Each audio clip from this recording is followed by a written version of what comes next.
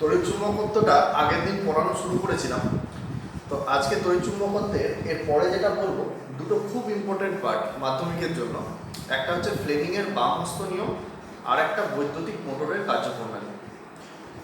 ফ্লেমিংয়ের বাম হস্ত নিয়মটা কি সংক্রান্ত আগে দেখি। যে যখন কোনো একটা তড়িৎবাহী তার, যেটা আই তড়িৎ পরিবহন করছে, যদি কোনো চৌম্বক ক্ষেত্রে আমি রাখি, তাহলে চৌম্বক ক্ষেত্র ওই তড়িৎবাহী তারটার উপর একটা বল প্রয়োগ করে।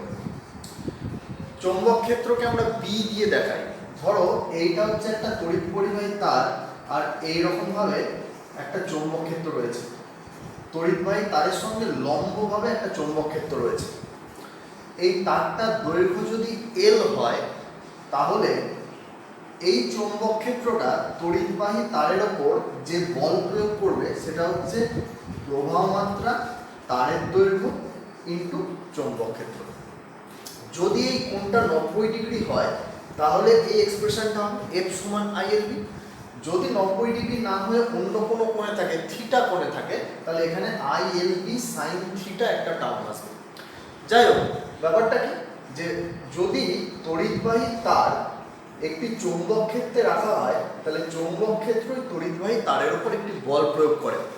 ফ্লেমিংয়ের বাম হস্ত নিয়ম দিয়ে আমি ওই বলটার দিক নির্ণয় করতে পারি। কি করতে হবে? বাম হাতের তিনটি আঙুল, একটা হচ্ছে মধ্যমা, একটা হচ্ছে তর্জনী, একটা হচ্ছে বৃদ্ধাঙ্গুষ্ঠ, তিনটাকে পরস্পর লম্বভাবে প্রসারিত করতে হবে। এই লম্বভাবে তিনটাকে প্রসারিত করার পর যদি তর্জনী চৌম্বক ক্ষেত্রের দিক দেখায়, মধ্যমা প্রবাহ মাত্রার দিক দেখায়, তাহলে বৃদ্ধাঙ্গুষ্ঠ মানে বুড়ো আঙুলটা ওই প্রযুক্ত বলের দিক দেখাবে। এটাই ফ্লেমিংয়ের বাম হস্ত নিয়ম। যখন লিখবো, আমাকে প্রথম কথা খুব ভালোভাবে খেয়াল রাখতে হবে যে তিনটে আঙুল কোনটা কি নির্দেশ করছে। তর্জনী দেখায় চৌম্বক ক্ষেত্রের দিক, ম্যাগনেটিক ফিল্ড, চৌম্বক ক্ষেত্র। তুমি এইভাবে মনে রাখতে পারো যে আম্পায়ার ক্রিকেট খেলার সময় ক্ষেত্রে দাঁড়িয়ে, মানে মাঠের মধ্যে দাঁড়িয়ে কোন আঙুলটা তোলে? এই আঙুলটা তোলে। তাহলে ক্ষেত্রে দাঁড়িয়ে এটা তোলে, তাহলে এটা হচ্ছে চৌম্বক ক্ষেত্র। কোন আঙুল দিয়ে বল প্রয়োগ করা সোজা? আমাদের কোন আঙুলের জোর সব থেকে বেশি? বুড়ো আঙুলে। তাহলে এইটা কি হবে? প্রযুক্ত বল। তাহলে ক্ষেত্রে দাঁড়িয়ে যে আঙুলটা তোলে সেটা ক্ষেত্র, এটা হচ্ছে বল। তাহলে বাকি যেটা বেঁচে থাকছে সেটা কি হবে? প্রবাহ মাত্রা। কিন্তু লিখবো যখন, রেজাল্টটা মানে প্রযুক্ত বলটা সবার শেষে লিখতে হবে। আবার আমি বলি যে রেজাল্ট কি, মানে চৌম্বক ক্ষেত্রে আমি তড়িৎবাহী তার রাখলাম, রেজাল্ট মানে ওর উপর বল প্রয়োগ হবে।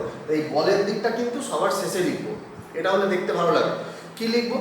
যে ফ্লেমিংয়ের বাম হস্ত নিয়ম অনুযায়ী বাম হাতের এই তিনটে আঙুলকে যদি পরস্পর লম্বভাবে প্রসারিত করি, তাহলে তর্জনী যদি চৌম্বক ক্ষেত্রের দিক নির্দেশ করে, মধ্যমা যদি প্রবাহ মাত্রার দিক নির্দেশ করে, তাহলে বৃদ্ধাঙ্গুষ্ঠ অর্থাৎ বুড়ো আঙুল যেটা আমার, সেটা হচ্ছে প্রযুক্ত বলের অভিমুখ নির্দেশ করবে। চৌম্বক ক্ষেত্র, প্রবাহ মাত্রা, প্রযুক্ত বল, এটাই ফ্লেমিংয়ের বাম হস্ত নিয়ম। বাঁ হাতে করতে হবে, খেয়াল রাখবেন। যেমন আমি এখানে যে ছবিটা এঁকেছি, আমার তড়িৎ প্রবাহ কোন দিকে? এই দিকে। তাহলে তড়িৎ প্রবাহের দিকে কে থাকবে? এই যে তর্জনী। তাহলে তর্জনীকে মধ্যমাকে আমি লিখবো তড়িৎ প্রবাহের দিকে। আর তর্জনী কোন দিকে থাকবে? চৌম্বক ক্ষেত্রের দিকে। তাহলে এই দেখো, তর্জনী রাখলাম কোন দিকে? চৌম্বক ক্ষেত্রের দিকে। কারেন্টের দিকে আমি কি রাখলাম? মধ্যমা। তাহলে প্রযুক্ত বল বুড়ো আঙুলের দিকে, মানে এই যে তড়িৎবাহী তারটার ওপর এই চৌম্বক ক্ষেত্র এই বাইরের দিকে বল দেবে, বুড়ো আঙুল বাইরের দিকে আসছে।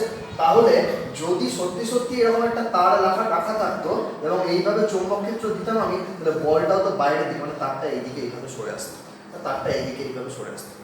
তো এখন এই নিয়মের ওপর ভিত্তি করে বৈদ্যুতিক মোটর এবং তার কার্যপ্রণালী। আমি একটা মোটরের ছবি এঁকেছি। আচ্ছা, এখান থেকে প্রথম কোশ্চেন, তাহলে ফ্লেমিংয়ের বাম হস্ত নিয়ম লেখো। লেখার সময় খেয়াল রাখবে যে কোন আঙুল কি নির্দেশ করে সেটা লিখতে হবে। আমি বললাম যে মনে রাখার সোজা উপায় কি, আম্পায়ার ক্ষেত্রে দাঁড়িয়ে যে আঙুল ধরে, চৌম্বক ক্ষেত্র, তর্জনী। আচ্ছা, যে আঙুল দিয়ে আমরা বল প্রয়োগ করতে পারি সহজে, সেটা বল, বৃদ্ধাঙ্গুষ্ঠ। তাহলে এই দুটো মনে থাকলে অটোমেটিক এটা কি হবে? কারেন্ট। তাহলে এটা হচ্ছে চৌম্বক ক্ষেত্র, প্রবাহ মাত্রা, প্রযুক্ত বল।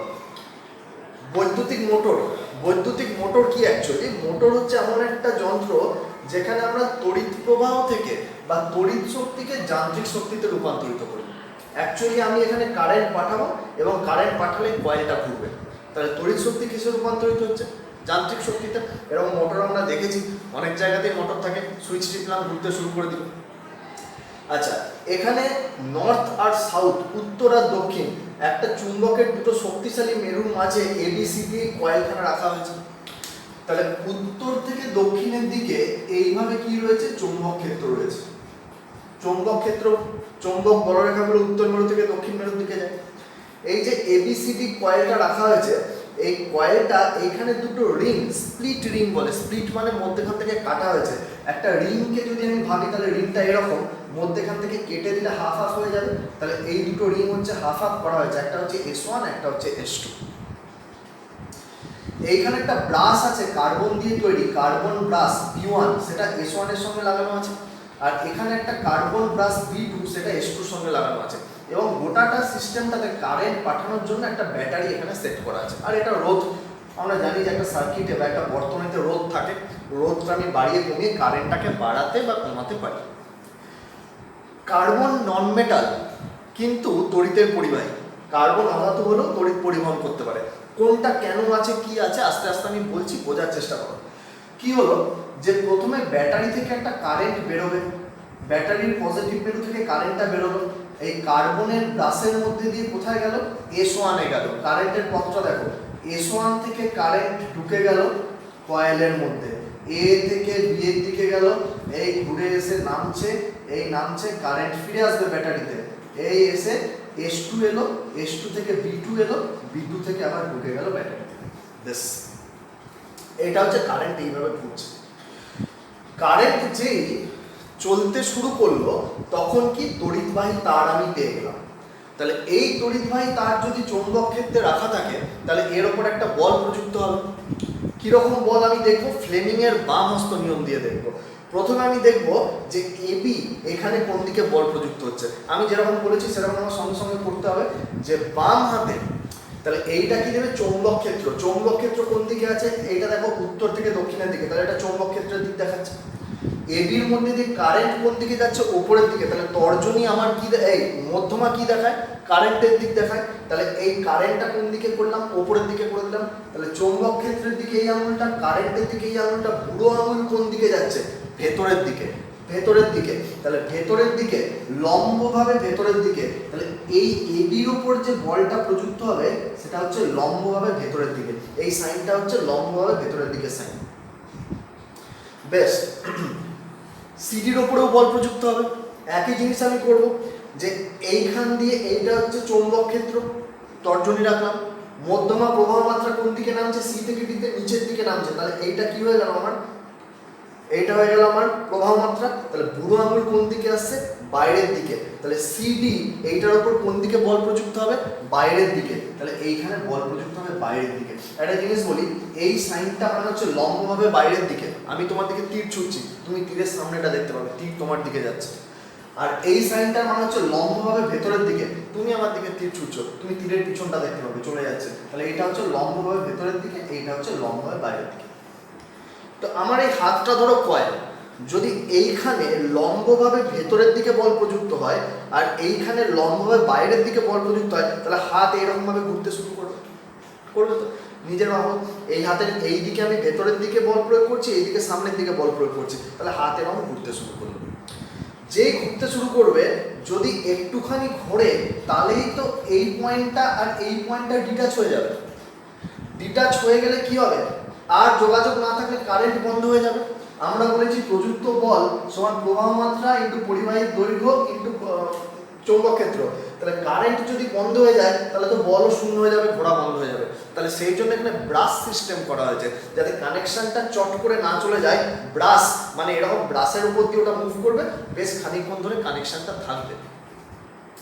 আচ্ছা, এইবার ঘুরতে শুরু করছে তো, কিন্তু খানিকক্ষণ ঘোরার পর এটা পিছন দিকে যাচ্ছে, এটা উপর দিকে আসছে। এই 90 ডিগ্রি ঘোরার পর অটোমেটিক B1 আর S1 এর সংযোগ চলে যাবে, তখন তো কারেন্ট শূন্য হয়ে গেল। তাহলে প্রযুক্ত বল শূন্য হয়ে গেল, তাহলে কি থেমে যাবে না? থেমে যাবে না, কারণ ততক্ষণ ওটা ঘুরতে শুরু করে দিয়েছে। আমরা গতিজাড্য করেছি, তাহলে গতিজাড্যের জন্য ওটা আরেকটু ঘুরে যাবে। যেই আরেকটু ঘুরে গেল, এই কয়েলটা যখন ঘুরছিল S1 S2 এরকম ছিল তো, এইদিকে S1 ছিল এইদিকে S2 ছিল, কয়েলটা ঘোরার সঙ্গে সঙ্গে কিন্তু S1 S2 এরকম ঘুরছিল। এই যেই আরেকটু ঘুরে যাবে, দেখো S2টা এই দিকে চলে আসবে, S1টা ঘুরে ওই দিকে চলে যাবে। তাহলে কানেকশনটা কীরকম হবে, আমি ছবিটা আবার আঁকি, যে এইখানে আঁকছি, এটা হচ্ছে উত্তর মেরু, এটা হচ্ছে দক্ষিণ মেরু। কয়েলটা এরকম এখন ঘুরে গেছে, ঘুরে কি হয়েছে যে S1টা ওই দিকে পৌঁছে গেছে এক পাক ঘুরে, আর S2টা এই দিকে চলে এসছে। এটা হচ্ছে S1, এটা হচ্ছে S2। তাহলে S1টা গিয়ে এখন B1 প্লাসটার সঙ্গে সংযুক্ত হয়েছে, আর S2টা এই দিকে চলে এসে, সরি, S1টা গিয়ে B2 প্লাসের সঙ্গে সংযুক্ত হয়েছে, আর S2টা এই দিকে এসে কি হয়েছে, B1 প্লাসের সঙ্গে সংযুক্ত হয়েছে। বেশ, বাকি তো যেরকম ছিল সেরকম আছে। কয়েলটা ঘুরে গেছে এক পাক, তাহলে এরকম ছিল, এক পাক যদি ঘুরে যায় তাহলে এবিটা ওই দিকে চলে গেছে আর সিডিটা এই দিকে চলে আসছে। বেশ, এবিসিডি এক পাক ঘোরার ছবি বলছি। কি হলো, কারেন্ট এরকম যাচ্ছে, কারেন্ট এখন B1 এ আসবে, B1 থেকে কারেন্ট কোথায় ঢুকবে, এখন S2 তে ঢুকবে, কারণ S1টা ওই দিকে চলে এসছে, S2টা এই দিকে চলে এসছে। S2 থেকে কারেন্ট এই সিডির মধ্যে দিয়ে ওপর দিকে গেল, এবির মধ্যে দিয়ে নিচের দিকে গেল, ফিরে আসছে S1 এ এলো, S1 থেকে B2 তে এলো, B2 থেকে কারেন্ট আবার ব্যাটারিতে ফিরে এলো। চৌম্বক ক্ষেত্র যেরকম ছিল আছে। দেখো এবার সিডির মধ্যে কোন দিকে বল প্রযুক্ত হচ্ছে, এক পাক ঘুরে যাওয়ার পর, এইটা হচ্ছে আমার চৌম্বক ক্ষেত্র। সিডির মধ্যে দিয়ে প্রবাহ মাত্রা উপরের দিকে, আর বুড়ো আঙুল কোন দিকে, ভেতরের দিকে। তাহলে সিডির মধ্যে বল প্রযুক্ত হচ্ছে লম্বভাবে ভেতরের দিকে, আর এবির মধ্যে বল কোন দিকে প্রযুক্ত হচ্ছে, এই হচ্ছে চুম্বক ক্ষেত্র, বাম হাতে করবো, এই হচ্ছে নিচের দিকে প্রবাহ মাত্রা, বুড়ো আঙুল কোন দিকে আসছে, বাইরের দিকে। তাহলে এবির মধ্যে কোন দিকে বল প্রযুক্ত হচ্ছে, বাইরের দিকে। এবির মধ্যে বলটা কোন দিকে ছিল, নিচের দিকে। এক পাক ঘুরে যেই এবি ওই দিকে চলে এলো, বল কোন দিকে এলো, ওপরের দিকে। তার মানে ধরো এই দিকটা এবি ছিল, এক পাক ঘুরে যখন এইরকম হয়ে গেছে, তখন বলটা কোন দিকে হয়ে গেছে, বাইরের দিকে। তাহলে ওই দিকেই আরেক পাক ঘুরবে। বুঝতে পারলে আমি কি বললাম? যদি তা না হতো, যদি এবির মধ্যে সবসময় বল নিচের দিকেই থাকতো, তাহলে এবি যখন ওই দিকে চলে গেল, বল আবার নিচের দিকে, আবার এই দিকে ঘুরে যেত। আবার যখন এই দিকে এলো, বল আবার নিচের দিকে, আবার এই দিকে ঘুরে যেত। তাহলে আমার মোটর বা ফ্যান এরকম এরকম ঘুরতো। সেরকম তো হয় না, একই রকম করে। কি করে ঘুরে না, এবির মধ্যে বোঝার চেষ্টা করো, বলটা নিচের দিকে, এক পাক ঘুরে এবি যখন ওদিকে চলে গেল, বল কোন দিকে হয়ে গেল, ওপরের দিকে। খুব ইজিলি বোঝানো যায় যে এই হাতটা আমার এবি, তাহলে এবির মধ্যে এইখানে কোন দিকে, নিচের দিকে বল, আর এইখানে সিডির মধ্যে কোন দিকে, ওপর দিকে বল। তাহলে এটা উপর দিকে আসবে, এটা নিচের দিকে যাবে। এক পাক ঘুরে যায় এখানে চলে এলো, তখন এটার মধ্যে বল হয়ে গেল নিচের দিকে, এটার মধ্যে বল হয়ে গেল ওপর দিকে। তাহলে এই দিকেই আরেক পাক ঘুরবে। যদি তা না হতো, যদি এর মধ্যে বল সবসময় নিচের দিকে হতো, এটা নিচের দিকে, এক পাক ঘুরে যখন ওখানে গেল তখনও যদি নিচের দিকে হতো, তাহলে আবার তো এই দিকেই ঘুরতো। সেটা তো হচ্ছে না, এটা নিচের দিকে, এক পাক ঘুরে যে এখানে গেছে, বলের দিকটা উল্টো দিকে হয়ে গেছে, তাহলে ওই দিকে আরেক পাক ঘুরবে। বোঝা গেছে? তাহলে এই যে প্রবাহ মাত্রার দিকটা পরিবর্তন করছে এরা, তাই এদেরকে বলা হয় কমিউটেটর। প্রবাহ মাত্রার দিকটা কি ছিল, এবির মধ্যে দিয়ে ছিল ওপর দিকে, এখন এবির মধ্যে দিয়ে হয়ে গেছে নিচের দিকে। প্রবাহ মাত্রার দিক পরিবর্তন করার জন্য বলের দিক পরিবর্তন হচ্ছে, এবং কয়েলটা একই দিকে বারবার ঘুরছে। তাহলে এই হলো মোটরের কার্যপ্রণালী। এখান থেকে কোশ্চেন আসে, কয়েল যদি আমি জোরে ঘোরাতে চাই কি কি করতে পারি?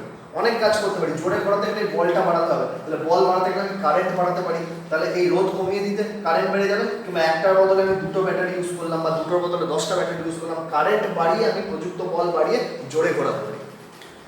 বি বাড়াতে পারি, চৌম্বক ক্ষেত্র, তাহলে আরো শক্তিশালী চুম্বক ব্যবহার করলাম। শক্তিশালী চুম্বক ব্যবহার করলে চৌম্বক ক্ষেত্র যত শক্তিশালী হবে, তত বেশি বল প্রযুক্ত হবে, তত বেশি জোরে ঘুরবে। আরেকটা কাজ করতে পারি, কয়েলের লেন্থটা বা কয়েলের সাইজটাও বাড়াতে পারি। কিন্তু কয়েলের সাইজ বাড়ানোর কিছু অসুবিধা রয়েছে। কয়েলের সাইজ যদি আমি খুব বেশি বাড়িয়ে দিই, কয়েল যদি খুব হেভি করে দিই, তাহলে সেই কয়েলটা ঘোরাতে কষ্ট হয়। তাহলে জেনারেলি জোরে ঘোরানোর জন্য কারেন্ট বাড়ানো হয়, বা চৌম্বক ক্ষেত্রকে আরো শক্তিশালী করা হয়, প্রবাহ মাত্রা বাড়িয়ে বা চৌম্বক ক্ষেত্রকে শক্তিশালী করে। প্রশ্ন এরকম আসে যে আমি উল্টো দিকে ঘোরাতে গেলে কি করবো? খুব বলের দিক উল্টে দিতে হবে, তাহলে কারেন্টের দিক উল্টে দেবো। ব্যাটারিটা যদি আমি ঘুরিয়ে লাগাই, এইরকম লাগানো আছে, প্লাস এইদিকে মাইনাস এইদিকে, আমি যদি ঘুরিয়ে লাগাই প্লাস এইদিকে মাইনাস এইদিকে, ব্যাটারি ঘুরিয়ে দিলে কি হবে? ব্যাটারি যদি আমি ঘুরিয়ে দিই, কারেন্ট উল্টে যাবে, উল্টো দিকে ঘুরতে শুরু করবে। আর কি করতে পারি?